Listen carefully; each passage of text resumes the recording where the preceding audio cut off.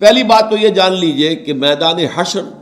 اس کی حقیقتیں، اس کے واقعات کو صحیح سمجھنا ہمارے لیے ممکن نہیں ہے۔ یہ عالم غیب کی باتیں ہیں۔ موت کے بعد سے لے کر جو شروع ہو جاتا ہے عالم برزخ،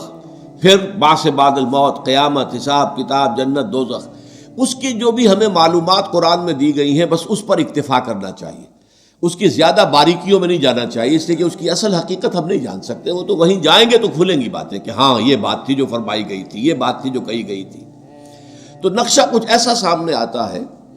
کہ ایک تو معاملہ ہوگا کافر اور مسلم کے درمیان تقسیم ہو جائے گی، یہ کفار تھے جائیں جہنم میں سیدھے، یہ مسلمان ہیں۔ اب مسلمانوں میں پھر واقعی جو سچے مسلمان ہیں اور جو جھوٹ موٹ کے مسلمان بنے ہوئے ان کے دل میں حقیقی ایمان نہیں ہے، منافق ہیں، اب ان میں بھی ایک سکریننگ کی جائے گی، ایک چھلنی لگائی جائے گی تاکہ منافق ایک طرف رہ جائیں اور جو اہل ایمان حقیقی ہے وہ آگے نکل جائے۔ یہ جو چھلنی ہے اس کو پل صراط کہتے ہیں ہم اپنی زبان میں، اور یہ صراط ایک پل ہوگا، بہت تنگ سا پل،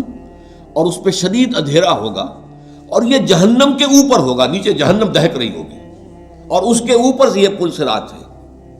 اور اس اندھیرے کے اندر ظاہر بات ہے کہ ٹھوکر کھا کے گر پڑنا جہنم کے اندر یہ بالکل قرین قیاس ہے۔ لیکن جو صاحب ایمان ہوں گے دنیا سے، جو ایمان کی اور اعمال صالحہ کی روشنی لے کر آئے تھے، ان کے دل میں سے بھی روشنی نکلے گی، اور اعمال صالحہ کا کمانے والا یہ داہنا ہاتھ ہوتا ہے، داہنی طرف سے بھی روشنی نکلے گی۔ اس روشنی کے اندر وہ پل کو دیکھتے ہوئے راستہ طے کر کے اور وہ جنت میں داخل ہو جائے گا۔ لیکن جن کے پاس وہ روشنی نہیں، نہ ایمان تھا نہ اعمال صالحہ تھے، وہ جو ہے وہ ٹھوکریں کھائیں گے، گریں گے اور جہنم میں نکل جائیں گے۔